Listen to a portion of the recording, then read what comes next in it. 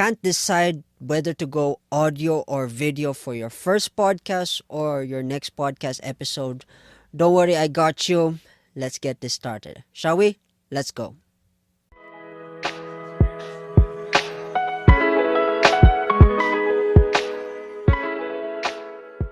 Hey folks, welcome back to Podmentorspace podcast where we help you take your podcast to the next level. And in this episode, I'm excited because I want to talk about this great debate. Of course, this debate will never end, but at least if I share my part of it, at least I'm helping someone make a decision with their podcast. Of course, the main topic is, of course, audio or video. But before we get into this episode, of course, don't forget to like, share, and subscribe if you're watching this on YouTube. If you are listening to this or watching this on Spotify, leave a follow button. And if you're listening to this elsewhere, I love you guys. So let's get into the meat and bones. Again, timestamps below.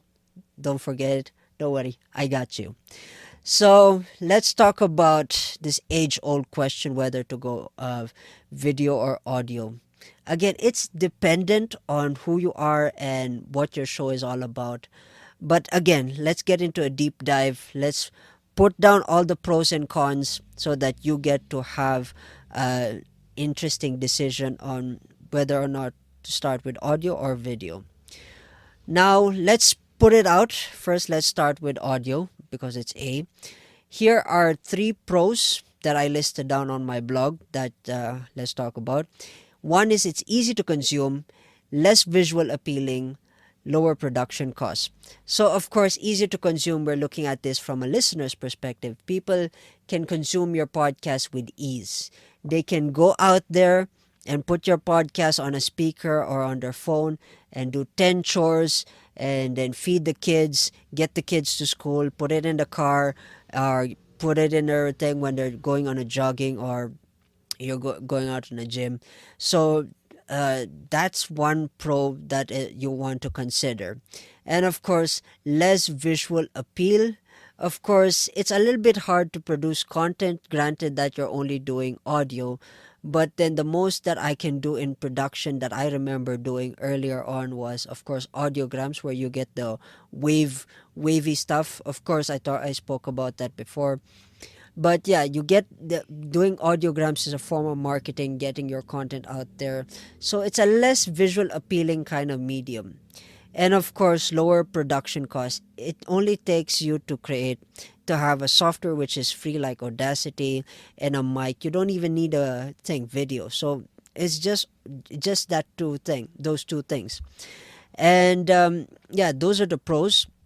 And of course, here are the cons. There are 2 cons. It's difficult to brand and limited reach and engagement. The difficult to brand is, of course, granted that your listeners are, if your listeners like a visual content, of course, it's very hard for them to picture you in front of a podcast mic. So it's very hard for them to identify you with the podcast itself. And in terms of limited reach and engagement, of course, if they can't see you, how will they engage with your content, especially when you're marketing your content on social media? So yeah, it's really hard. But yeah, pros and cons. The best example that I can think of at the moment, spur of the moment, that I wrote here is one is this series called Faking Michael. If you guys are a huge Michael Jackson fan, this podcast was circulating recently when I joined when I was talking about this. Apparently, I don't want to get into the detail of it, but the concept of Faking Michael is a series of investigative journalists who went down this rabbit hole of investigating and figuring out why the record company started producing fake music that wasn't even Michael Jackson stuff. And it really gets down to the nitty-gritty. You have audio interviews and all this stuff. It's well put, well researched, the production wise. it's an amazing piece of art, basically, because the way I was consuming this when I was working out, because I was really intrigued, and I think I was in 3 or 4 episodes deep. It's an amazing episode that you guys gotta check out. This is one example of an amazing audio podcast. Of course, it banked on a niche, and it banked on an interest, and it just built. That's how it built its own audience through audio. If you think that you can't build an audience on audio, this is an example. Faking Michael. I'll put the list and link below, especially on Spotify and on YouTube. So now let's talk about video. So video, of course, let's just get straight into the pros. Is there are three: high reach, high engagement, more visual appealing, easy to brand. Let's start with easy to brand. Of course, it's easy for people to identify you with your brand if you're talking about it and you're always going video. So that is how it is easy to brand. It's opposite than on audio. Of course, more visual appeal, because of course they can see you on a daily basis. So if you're taking an interview with someone, of course they can see you, so they can feel like they can relate. And high reach and high engagements, of course, we all know, on TikTok, Facebook, YouTube Shorts, all these short clips of people being interviewed are going viral, of course, except the main video itself. For some loyal listeners who listen to 3 hours of the entire thing, of course there's a con there somewhere that I'm going to talk about later. But yeah, it's easy for people to it's easy for people to gain the attention of the podcaster, especially if the topic is controversial, in terms of the short clips, 60 seconds, 30 seconds, all that stuff. But yeah, that's how you can get reach and engagement on saying. That's one pro. And then of course, three cons that I actually thought about is high production costs, production complexity, and time-consuming consumption. Of course, let's talk about consumption-wise. If a listener is a big fan of you, and of course they want to be a part of, they want to listen to the full context, they have to sit down and literally watch this like a Netflix documentation. That's how it is, and that's how impactful a full episode is when it comes to video, when you're going hours and end. So yeah, it takes time to consume. And yeah, and now let's go up to that. Is production complexity, dependent on how you produce your content, how your workflow is. It's really dependent on that your production would suffer. Meaning to say that over time, of course, it's gonna get harder and harder if you're doing it always, and you are the one who's doing this, and you're not taking AI tools. So you have to do a lot of stuff in the production of a video production or a podcast production. You have to consider these three things. You have to consider pre-production, production, and post-production. And in each category, you have a lot of things going on. So if you're an informative podcast, you have to consider research. You have to go fact check. If you're a history or news, you have to fact check, and you have to do a lot of things. You have to consider all of that in pre-production alone. That will consume energy. And then of course, when you're in production, of course you'll be in front of the mic, so you have to make sure that you look appealing, which is contradicting to what I do, because I'm not a fancy looking alpha male. But yeah, it's all about mental state when you're producing. And then in post-production, of course, post-production, getting the video out there, marketing it, putting it into short clips, and then getting that content out there. So those are the complexities that you have to consider. And in audio, it's much more easier, because pre-production you can research, production you can just spit in front of a mic, and then post-production, get it out there. It's mostly production and post-production that gets a lot of the work. But here you have to have pre-production, again dependent on what your niche is. And high production costs. This mic that I'm using right now is an investment that I made for myself when I started developing my show. This headphones, same thing. This phone that I'm looking at, same thing. This laptop that I'm looking at my script for, it is all investment. So there's a lot of things that you have to consider when you're getting into podcasting. You gotta invest, and you gotta invest slowly. Slow budget, and then the more that you're working, earning, putting things together, improve your quality of content will improve over time.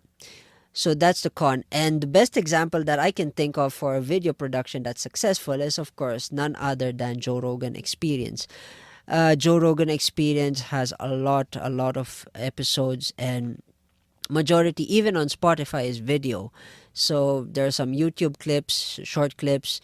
I do believe there are some short clips that are from YouTube. I don't really know how the production, the post production is, but I noticed that there are some short clips there. So I don't know if it's full clip, but on Spotify, 3-4 hours of content.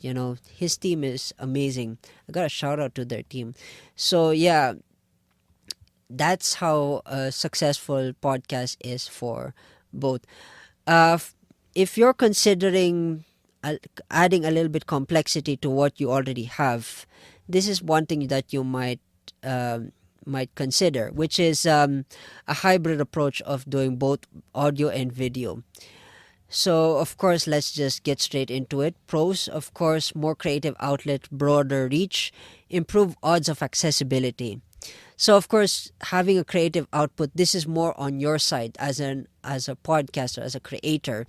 You have a lot of mediums where you can experiment on what you want to do.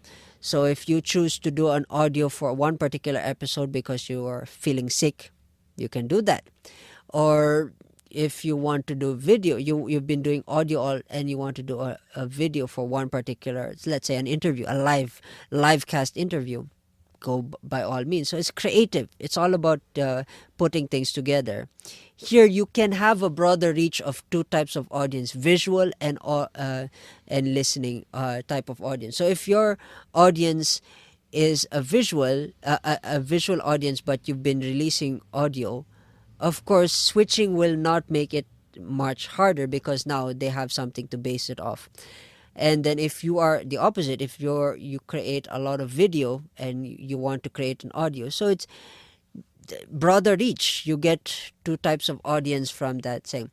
And then improve odds of accessibility. So if, let's say, like I said before, if you've been doing video and then you suddenly decide to switch, and then your audience start enjoying the audio type of content, then your odds of having a loyal listener is up. It's gonna go up. So that's how you can increase your chances of winning in terms of gaining a right type of audience. So yeah, but of course there's always a con to saying this hybrid approach.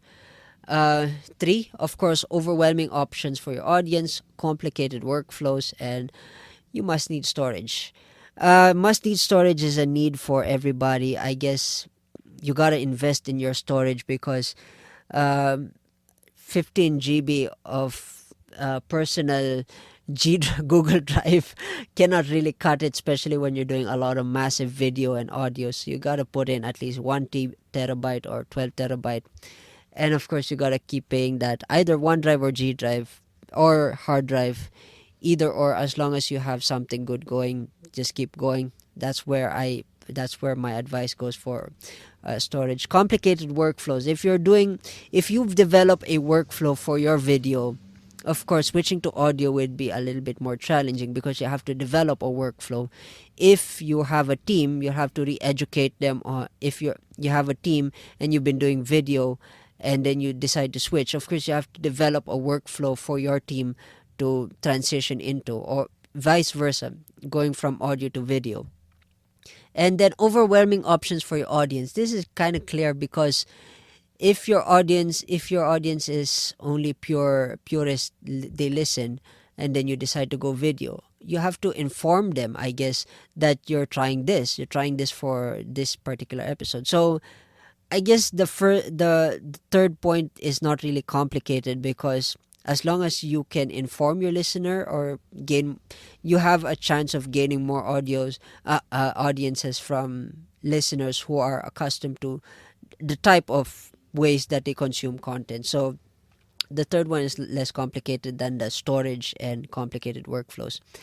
In conclusion, my friend, here is where the conclusion is. It is up to you. I am just giving you a bird's eye view of what video and audio offers to you as a content creator. The decision is up to you. The debate, if you're still stuck in the debate, um, this will give you a clarity of having either audio or video to give you a visuals of what you really want to do and how you want to achieve that. So these are certain things to conclude this episode. Is these are three things that you should consider that in order for you to figure out where you want to be in your podcast journey. One is, what is your podcast vision? What's your short-term vision? What's your long-term vision? Do you want to be the next Joe Rogan? Go video. If you want to be the next research, like Faking Michael, the research guys who did Faking, the media guys who did Faking Michael, then go audio. But stick to that. Stick to that vision. It's okay to experiment, but don't overcomplicate it. Just stick to one medium and just keep going. Know your target audience. Know who you're speaking to. How do they consume?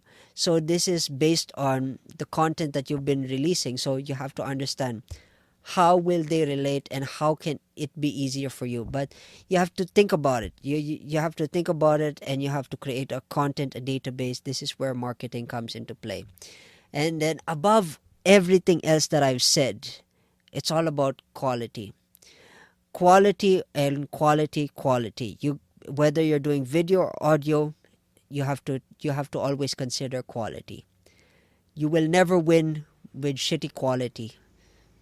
I'm sorry, but that's how it is.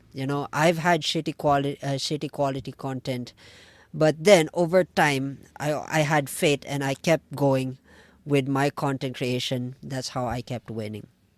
So I hope these few tips helped you and gave you a bird's eye view of what you want to do. And if you have questions, put them in the comment section below.